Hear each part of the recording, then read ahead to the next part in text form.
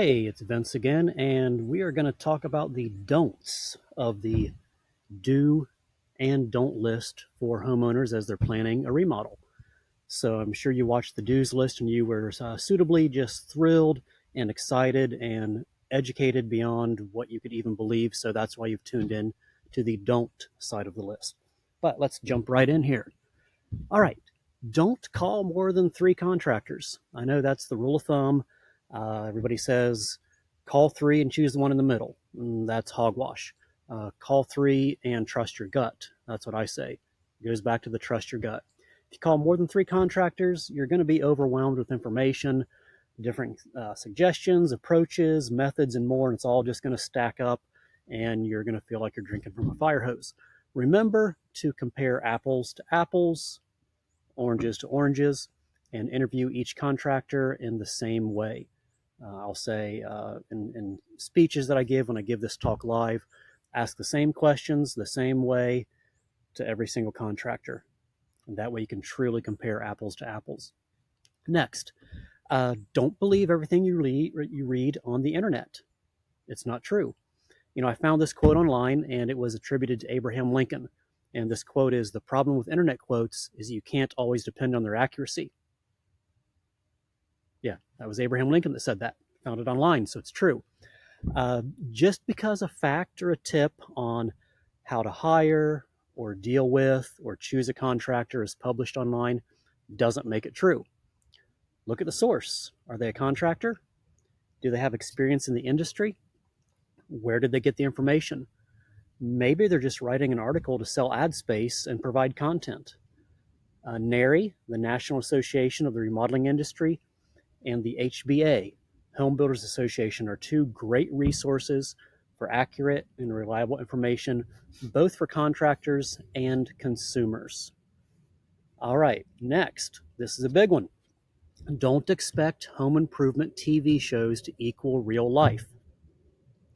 It's true. Again, when I give this talk in person, I always joke and I say, as I point to myself, this is what a contractor looks like. I'm not an actor hired to play a contractor on TV. Everybody always laughs, and I'm really not sure how to take that. I guess the joke's on me. Reality TV isn't real. Shocking, I know. Home improvement TV isn't real. Projects take longer and cost more than, I'm going to say, 90% of the shows portray. There's a couple of exceptions, but unfortunately they're not on the air anymore, so I guess they were not real enough to last. Extreme Home Makeover was one of the early home improvement TV shows that made it really big. They were here in Knoxville for one of their episodes. I talked to a contractor that worked on the show, did some work on the house that was on the show, and they told me that when the project was finished, and they moved the bus out of the way and all that stuff that they did, the closing shots were filmed so tight on only the portions of the rooms in the house that were shown to be finished for the show, and that work on the home actually continued for weeks after the film crew had left town. So home improvement TV is not real. It's not going to happen that way. Next, don't expect a bargain. Typically, a bargain price is achieved a couple of different ways, either by a reduction in the quality of the materials that are used or the skills involved. On more rare occasions, a bargain price is found by using a one-man show with a helper. His business overhead may be less and he can do the work for lower price, but it's not always the case. In the days of big contractor discounts from supply houses are mostly gone, so don't think you're going to get a bargain that way either. Big box stores are going to give discounts on large quantities when they're ordered. Let's say you're redoing an entire home and you can order trim for the entire home or flooring for the entire home. Sometimes your contractor is going to get a little bit of a discount there, but not a big discount.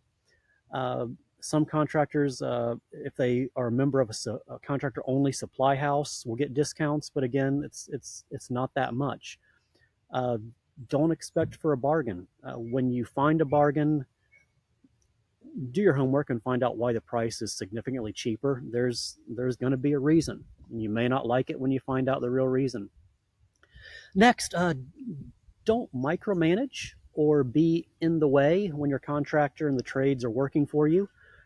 They are there to do a job. You hired them. You're paying them your hard-earned money. And as great of a guys and great of gals as they might be, uh, they're they are there to do the work that you're paying them to do. So it's just bluntly, when you're in the way and when you're taking up their time talking and observing, you're slowing down their work.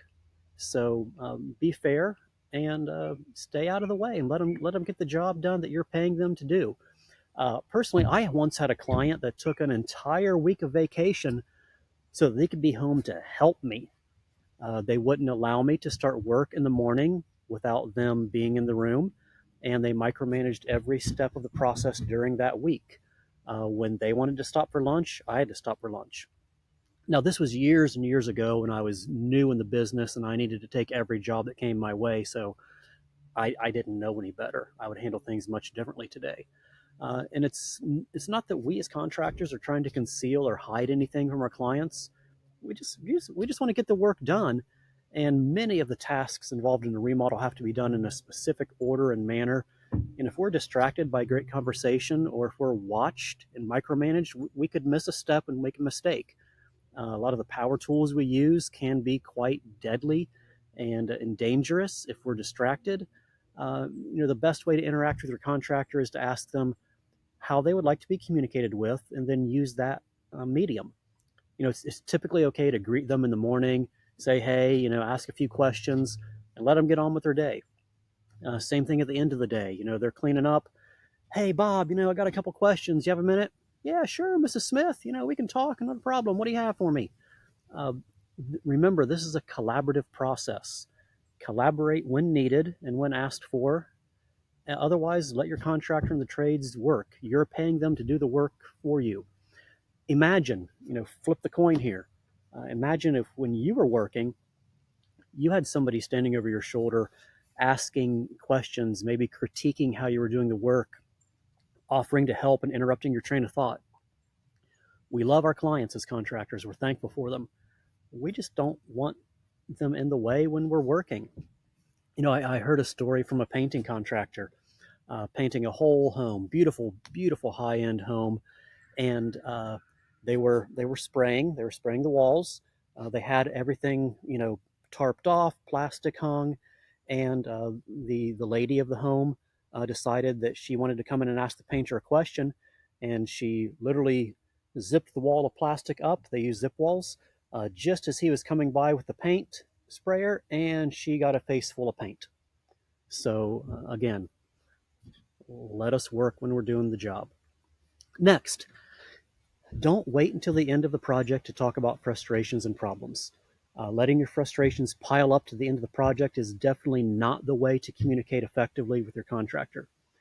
Use the method that you and your contractor talked about at the beginning of the project and express any frustrations, issues, or questions that you might have through that medium.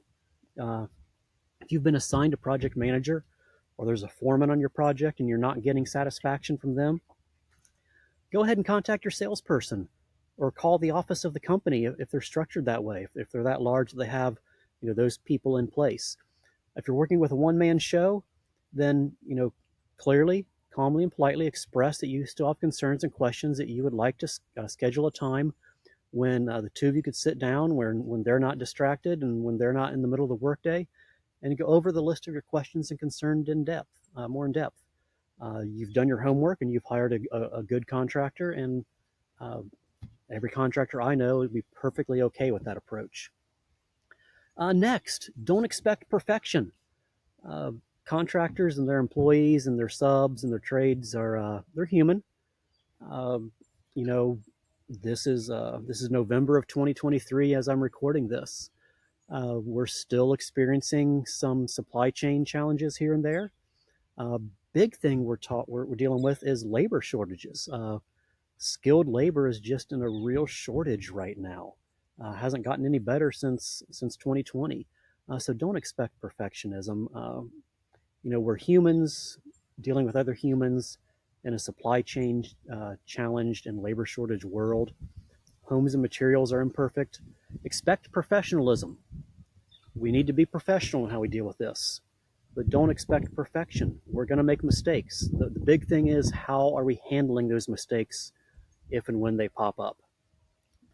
Next, and this is the last point, don't cut corners or use substandard products to squeeze more out of your budget.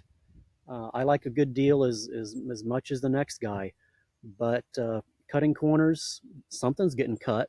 What's getting cut? I like to use plumbing fixtures as an example for this point.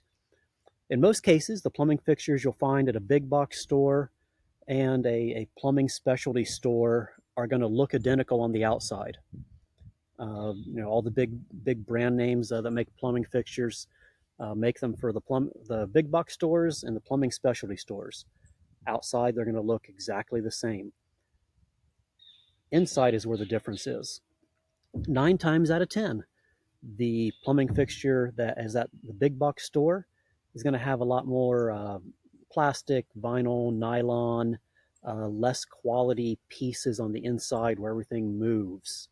The plumbing fixtures found at plumbing specialty shops are going to have more brass and metals and high quality materials. Uh, Fixtures sold at the big box store, they're going to last. Uh, I've seen them last as little as 6 months to a year, maybe 2 years. The fixtures sold at the plumbing specialty stores, you're going to get a lot more time out of those. So that's something to consider. Don't cut corners on those kind of things like plumbing fixtures, lights. That's not the area to budget and tighten your budget at. Cabinets is another deal that I encourage people not to cut corners on. We have a couple uh, bargain stores here in town that do a lot of marketing for cabinets. You can run down there, you can send them your kitchen or bathroom design, get a free kitchen or bathroom design, and their cabinets are usually readily available in a short amount of time, and they are at a bargain price. Now they advertise that they have solid wood faces and frames. They have all the bells and whistles people want. The dovetails on the drawers, soft closed doors and drawers. But where the cabinets from this company and other companies similar to them, where they like to cut corners is the sidewalls of the cabinet are often half-inch plywood or particle board versus 3/4 inch plywood, and the paint and the finishes are of a lesser quality. I've experienced some of those cabinets before, and the normal handling of a cabinet box when you're installing it, uh, the finish chips and scratches and marks quite easily. Versus if somebody would have spent a little more money and ordered their cabinets from a cabinet design studio, those finishes are very, very durable and they last. So again, don't skimp on quality to squeeze more out of your budget. You'll end up regretting it in the long run. So that's it. That is the list of don'ts. Now you have the list of do's and the don'ts. And hopefully, as you plan your remodel project, these are going to be of help to you. So thanks for watching. Don't forget to like and subscribe, and I'll see you next time.